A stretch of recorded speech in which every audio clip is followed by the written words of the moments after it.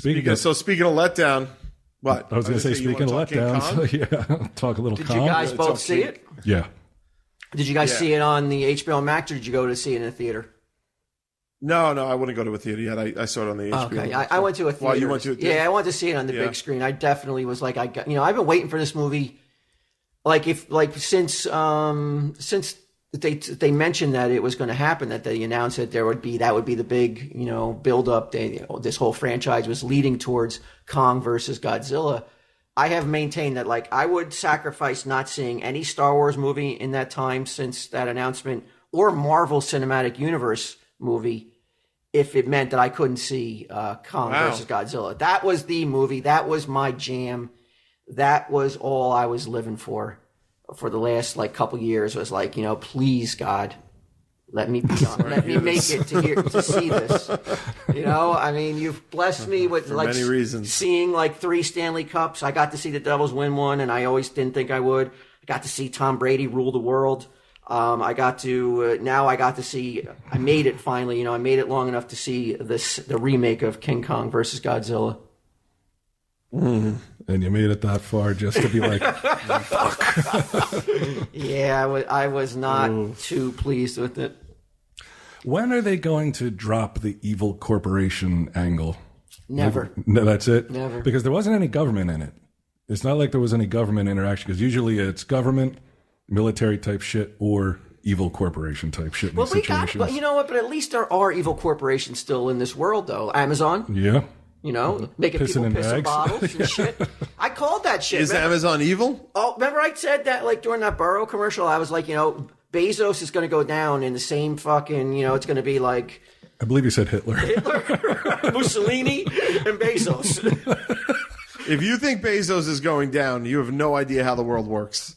No, I'm talking about it going down in history as evil. Evil leaders. Evil. Oh. Not going down. He's got too much money to be brought down. Yeah, but he's not going down as evil. Oh, no way, he's a game changer. The book hasn't been written yet, bro. We're only seeing a tip of the iceberg of all the evil shit that Amazon's doing. Yeah, but he still changed the game. I mean, Amazon also does a lot of good, man. I mean, a lot of good. Okay, what? It's not like they just what? I mean, I order something and it's getting out 24 hours later. What do you mean? What? It's got to be more than just good.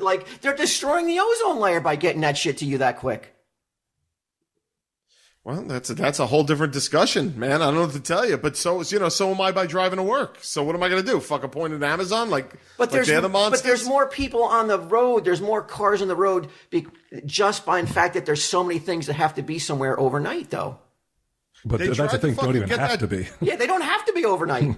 This is needless and pointless. Dude, they wanted to do drones and everybody fucking laughed at them. So now choke on it. All right? Let them fly their fucking drone on the fumes of their cars. You deserve it for not letting them do the drones. They couldn't do drones. That was I could have had an HDMI cord flown to my house in 20 minutes, but no. Now I got to wait a full 24 hours. But the very fact that Americans believed that they were going to put drones in the air all over the country and it was going to work out was completely fucking crazy that America bought into it. And people were telling me that it's going to happen. And I was like, you're insane. You might as well believe in Tinkerbell if you believe that fucking Tinkerbell will deliver that HDMI cable before a fucking drone does. Because you know how much damage a drone could do overhead as you have 1 million drones and 1 million HDMI cables floating above us as we live our lives? People throwing rocks at him and fucking around, shooting them out of the sky. I mean, it was all right. So is Amazon? So then it sounds like people are the real villains here, not Amazon.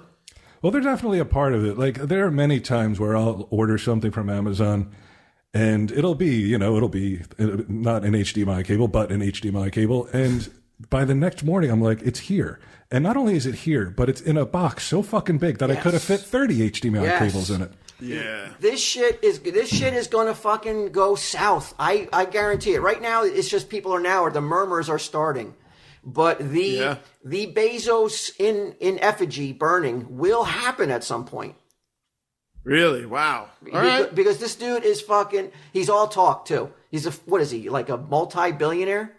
And he can't fucking get that. He can't get those wages up for his workers. He's a multi-centibillionaire. He has like $200 billion. He's the same as everybody else, but everybody treats him like as if he's like this progressive god or whatever. He's not. He's a fucking greedy fucking businessman. Well, did you see the back and forth on Twitter with like people were like, you know, those stories came out where it's like, oh, they have to piss in bottles and stuff. And in a rare move, I guess Bezos was telling them tweet this, tweet that. Oh, now is that confirmed that Bezos himself was like, I want you to write this? I think it came from his camp because I read that the IT person at Amazon put a stop in place because they're like, I think we got hacked. Because, like, nobody would write this shit. But I mean, the way it was going after government and shit, they think that Bezos was saying, here, write this, like, sent it, you know, it came from up top. Why? Why did he do that? I don't know, because then it turned out they admitted it. They're like, yeah, they do piss in bottles. But why would he do that, knowing that like it could be exposed so easily, though, that it would? I think he didn't give a fuck because he has the money. That's what I'm saying. He doesn't give a fuck about anything. He's too fucking powerful. He's Lex Luthor, bro. But I like that. I like that somebody is that powerful and tells the government to go fuck themselves. Like, because nobody else can do it. We can't. We can't tell the government to go fuck themselves, but somebody with that power, we can, and then we end up in fucking jail. No, we won't. That's bullshit too. Anybody can say fuck the government. We're saying it right now. They can. That's true. You know, you can say it, but in terms of like making any, I mean, I guess he can try to bend them to his will. Oh, I'm sure he's gonna try. I mean, he probably will. With that much power and that much money and that many fucking greedy senators and congressmen and crooked. Corruption rampant. I mean, I'm sure he'll buy his way out of anything that's coming his way, but he'll get his. Eventually. I want to be remembered. I want everybody to remember I called it way back when. Okay. On your tombstone, fuck Bezos. He said it first. Yeah. I got to be honest, man. I was mostly fucking around. I don't really have a strong opinion on Bezos, but knowing that you do is swaying me. Maybe he is a piece of shit. Maybe I don't need that HDMI cord within 24 hours. But back to Kong Godzilla. What did you think, Hugh? Oh, man. Look, I would like to say that even the fights were cool, right? But I didn't like that they chose a city made of neon. It looked like a video game. Whereas if it was like Chicago or New York or something, you know what I mean? Like where it looked like real buildings. It looked like the interior of a casino. Yeah, it didn't look real. Even if that is how the city is, I don't think it was a good choice for the fight. Although now I'm told it's because of the Asian market. That's why they did it. To make money over there, but I was like, visually it doesn't look good, and then I'm just like, does Kong need a backstory? Like, do I need him talking to a child? I'm like, what the fuck is going on? I was like, why am I watching him in a cave? What? And then I was like, does he have an axe? I'm like, what the fuck is going on? I'm like, I didn't get it. I mean, they looked amazing, but I just didn't understand any of the choices. And then Mechagodzilla, I was like, wait, who made him? And then I was like, okay, I'm not following who made him. I know it's that corporation, but why is the skull that, like, couldn't they make Mechagodzilla out of the skull? I was like, there are cooler ways to do every fucking thing that they did. I was like, I agree with everything you're saying, man. It was one of those movies. I remember walking. I went to see it at the mall. And we were just killing some time before, and I told my wife, I don't know if I can ever say I've been more excited to see a movie than I am right now. I said, because I just got a feeling this is going to be awesome. I heard some really good things beforehand, like the buzz was that it was an amazing movie, and if you just like monsters fighting, you're going to love this. And so I was all in, man. I was hyped, and I just could not believe what I was seeing. Like right off the bat, like you would think. I know people were like, well, why didn't you like it? There was a podcaster in it. And I'm just like, are you fucking... Who said that? Who said that, Ming? Well, how would that matter? Exactly, because I'm like, no, man, I'm just like, I cannot stand you. I mean, and this is not new. This is not some new wrinkle that listeners are not going to be like, I can't believe that he doesn't like kids in movies. I have been on the record since Tell 'em Steve Dave episode 1. I cannot stand the trope of children saving the day. So when I see something on that level, and on that, and especially with that kind of the balls for the filmmakers to fucking make it that they're going to pour wine on a computer and that's going to save the day. I told Gidim, I was like, I've never been more visibly angry at a movie in my life, where I was trembling in my seat, going like I was like, I never felt that way before, because I always look at like these people online who take it so seriously, and I'm like, fucking grow some nuts, you fucking nerd. You know? No, I remember. I was that upset about Han Solo, yes, and you made fun of me I owe you for a big it. apology. Because I really, behind your back, brother. I fucking tore you apart. I can vouch for that. Thank you, Walter. Thank you, Brian, for allowing it, I guess. I am so sorry, because that was your jam. You loved this Star Wars. And I had fallen out of love with Star Wars so long ago that I couldn't see why you were so upset. I couldn't figure it out. But I was so visibly devastated walking out of that theater that, I don't know if I'll ever recover. I think I'm totally like done with films. Well, no more franchises. Wow. Well, you'll never get your hopes up again, for sure. No, I'm done. Oh, you're never going to watch them. I'm out. No, I'm saying, like, I'll never care about any franchise. Marvel, Star Wars, Godzilla, it's over. Like, that part of my life is done. Close the book. It's finite. Closed. Done. They ruined it. I can say that I remember as early as if Jurassic Park came out in 94, I believe. Yeah. I remember that's the first time I can recall you being enraged at the fucking kids. Like, I hate it. I hate the fucking, the whole kid thing. And in this, I was like, I just can't believe that after decades and decades, they're still doing the same shit with the goofy, like, black guy podcaster, the two fucking kids, and that somehow this fucking evil corporation has the most lax security of all time.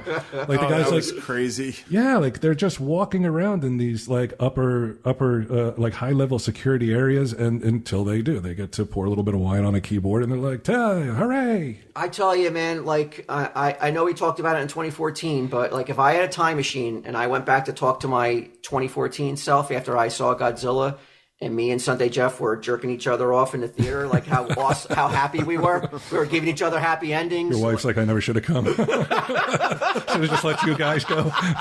She's like, why am I sitting in the middle? And if I had gone back and I stopped myself as we were leaving the theater, and I'd be like, bro, come over here for a second.